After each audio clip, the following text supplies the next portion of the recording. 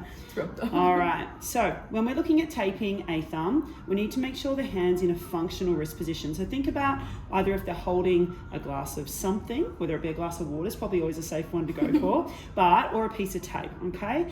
Your patient or your athlete will start to move their hands in, so just making sure you remind them to keep in that position.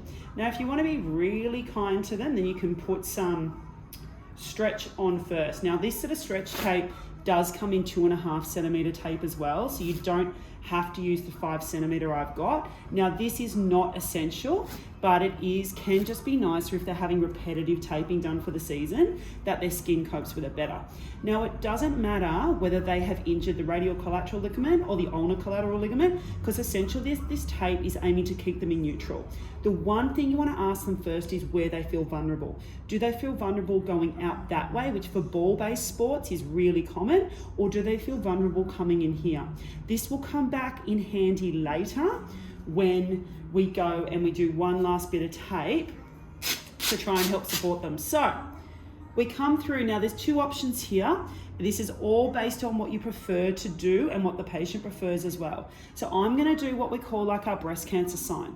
Now personally, I rip it off and then let it come down. That way, when I come back and I do my next bit, I can angle exactly 50% over.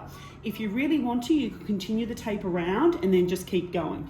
But as I said, I prefer to rip off. Now, in terms of length of tape here, width of tape, sorry, you can use either the 2 centimeter tape, which already comes the length you want it to, or you can do what I've done, which is rip a 38 millimeter in half. By ripping a 38 millimeter in half, all that's gonna happen is you may get a little bit of fraying from the tape, and it's a little bit more annoying. We normally do have 2 centimeter tape in every single kit.